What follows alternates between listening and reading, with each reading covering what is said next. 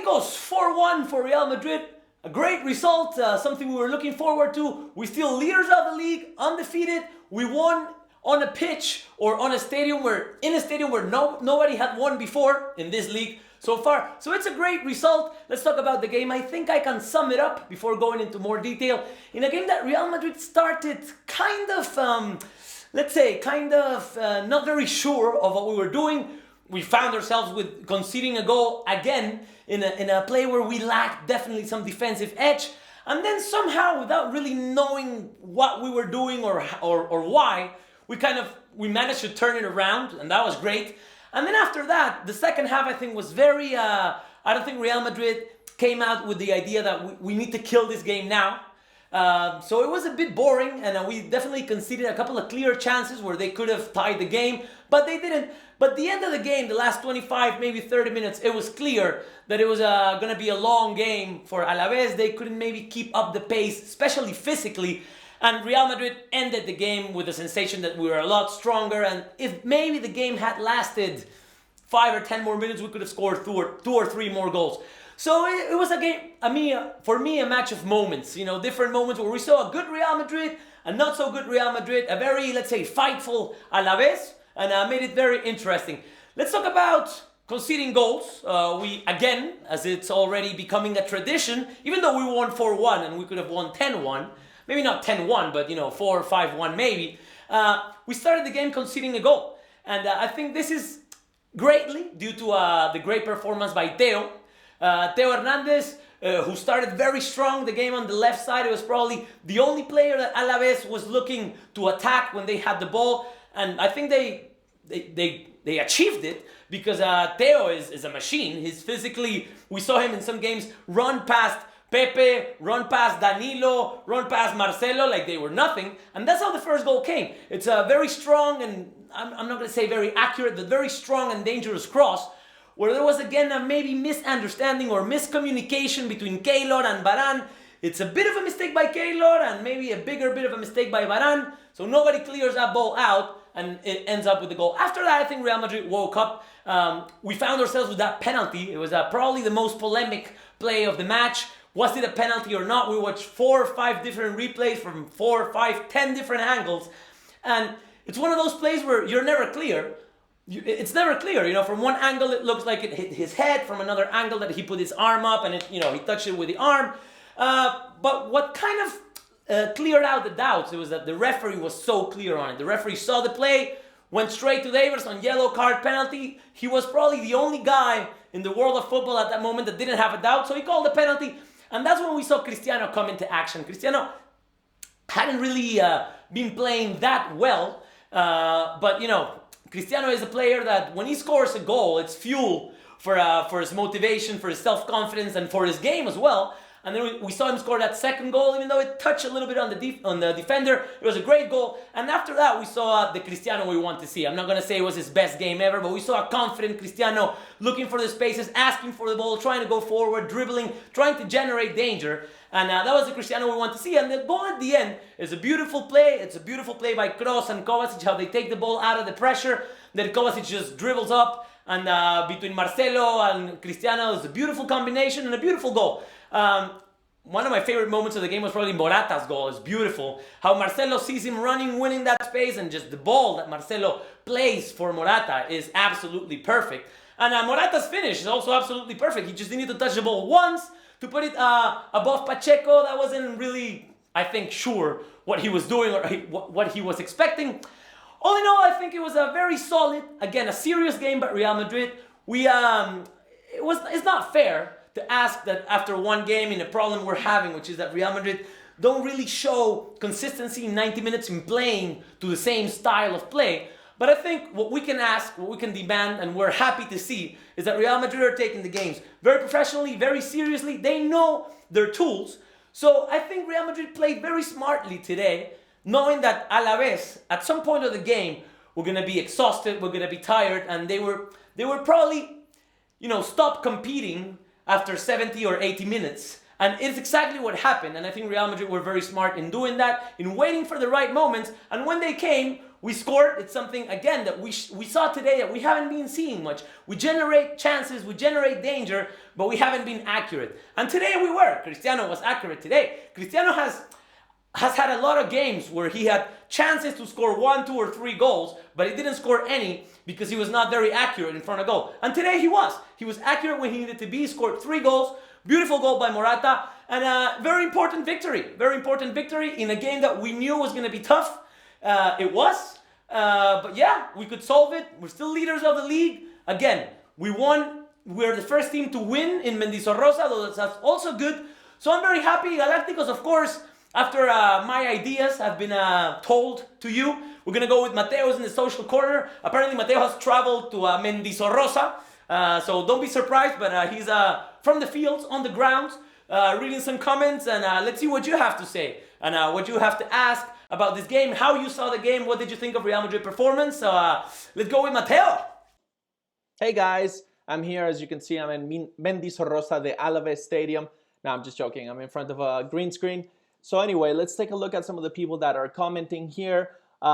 Big shout outs to Maria Llureva, Omar Ramos, Amirafai, Mohamed Akbi, Rodrigo Meneses, Stefan Schwarzmeyer, Trigger Happy Plus, Mike Matic. He doesn't understand why we're not speaking in Spanish. This always happens. So we have a cool question here from Amirafai. I think a lot of you feel the same way about this. You have this same inquietud, the same question. He asks, do you think the midfield, Isco, Kova, and Kroos is good enough for most games? I think it is. I think you ask a very, very good question here, Amirafai. Let's see what Vitaly has to say about it. Doify, how are you, man? Anyway, yeah, we were talking a lot during the game about this. I think this is a midfield that has a little bit of everything that we need to have in a game. We have Kovacic, who today showed again that he is a physical, I'm not going to say machine, but a power. He can run a lot. He covers a lot of spaces on defense and on and off the ball. He's very mobile and he generates those spaces when we have it. And he can cover those spaces when we don't. And that's something I saw Isco do today. I liked a lot. I think Isco is transforming into a player that also has the offensive skills, you know, the dribbling and that clarity near the box. But is also turning into a player that has a lot of, let's say, recorrido. I was to say in Spanish, he can run a lot, cover a lot of spaces. He gets involved a lot in defense with a lot of enthusiasm and a lot of precision and a lot of physique. You know, he runs a lot. He's strong even though he's small. And then, you know, those two around Kroos, which is more like the lighthouse. You know, the brains in Real Madrid to distribute the ball, to define the pace that we're playing at the moment. So I think it showed today that it was a good combination of midfielders. Things that I would maybe correct if I could on Isco and Kovacic. Sometimes they over conducir, they over dribble. You know, when the play is done, when you know they're done doing something great, they kind of they're not able to finish it by passing it, and they feel they have to do one more dribble, one more thing, and it ends up kind of complicating our life. But I think it was a very balanced midfield in offense and in defense. And they knew how to move the ball around when we had to and be more patient when we were already on top in the score. So yeah, I really liked it.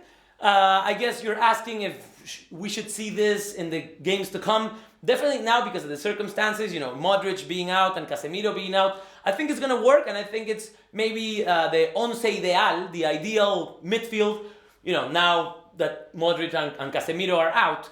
But yeah, I'm very happy with this and I'm sure for the next 2 games, we're going to see the same starting 11, and hopefully it'll bring us the same results. All right, guys, I'm back. I'm at the beach now. I love this, love all these changes. Amigos en español, no hace falta insultar. El directo en español lo vamos a hacer justo a que termine este. Entonces, tranquilos.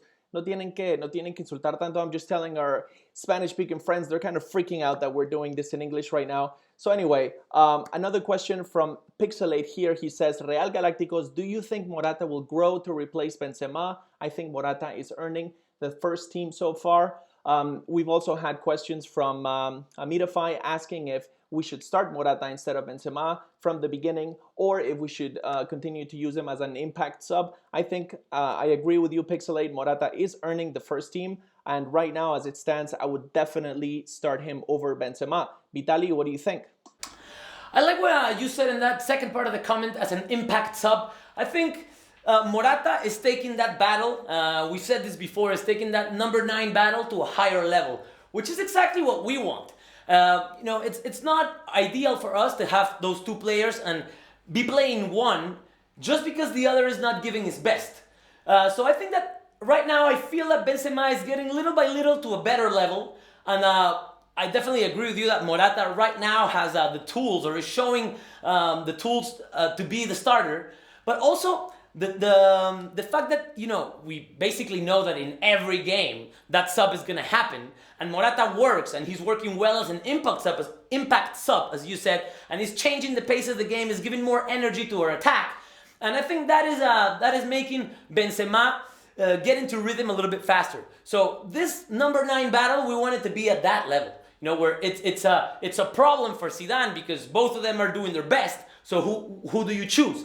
Instead of Morata has to play because he's good enough to replace a bad Benzema. I don't know if I made my point clear. But yeah, I think Morata is doing great. I think so far he's working perfectly as an impact sub, again, as you said. But what I don't know if this continues, if we have an on and off Benzema, not a very convincing Benzema that, okay, he's not playing that bad now, but it's not the best Benzema either. And then Morata, every time that he comes on, has that energy and he has that accuracy to score, as we've seen already in the last 2 games.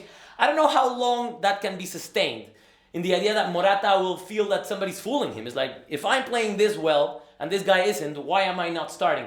But I think for now, in the next couple of games, I'm sure Zidane is going to try the same thing. I'm sure the BBC is going to start, and then we'll see Morata coming in and Lucas Vázquez coming in, which, it's not bad, really. If it's a strategy where you have some that work, the fact that these people are not starters is not really something bad or something that they should be worried about. It's just another way of let's say, preparing the games and playing the games, knowing that you don't really play with 11, but in a game you play with 14. So I'm not really concerned in that respect. But I think, Morata is doing great, and I'm very happy about Morata today. All right, now I'm in the galaxy, the Real Galacticos galaxy. We're going to send some shout-outs. Shout out to you, Abdullah Ismail. He says, hey, Mateo, as well as Giorgio G. Camilo Yepes. He keeps asking in Spanish. I think a lot of people don't understand that we do this in 2 languages. But anyway, maybe some of you guys can explain that to them. I think Classic OG has a pretty interesting comment here. He says, Vázquez is more of an impact sub than Morata. Morata, I think, can play the full 90 as well. So yeah, we do agree with you there. And then we have a few more comments here. Just sending some shout outs to Mohamed Mujapa, Classic OG, Joan Penagos, Fernan Damian, Tyler Simon. And finally, we're going to talk a little bit about Vitaly's coming here. He's joining me. We're going to talk a little bit about man of the match. Who do you think the man of the match was? Personally, I think the man of the match was, I'm going to say Cristiano Ronaldo, obviously, because he scored 3, but I would give an honorable mention to Isco. I think Isco made or did a great match today. Vitaly, what do you think? Yeah, hello guys, how are you? We're here in the Galaxy. I think, Isco is probably one of the players that gave us the most, play creation in the midfield. But I would say Keylor Navas had a few honorable mentions in saves. But yeah, definitely my man of the match is Cristiano. He played well today. He was involved in offense the whole time, and he scored 3 goals. If Cristiano scores 3 goals, then I think there's very little doubt as to who was the MVP. Yeah, so anyway, we're gonna wrap this up. We're gonna sound some shout outs to Elian Zaco, Futitop, Elian Zaco, Jose Carlo Acosta, Jesus Rivera, and our English Galacticos, the Trigger Happy, Stefan Schwarzmeier, Tyler Simon, Giorgio G, Classic OG, Naif Ahmed, and all you people. Guys, thank you very much for being there. It's always a pleasure, to live and talk Real Madrid. And we'll definitely see you tomorrow. Have a good weekend. And see you tomorrow, guys. Bye-bye.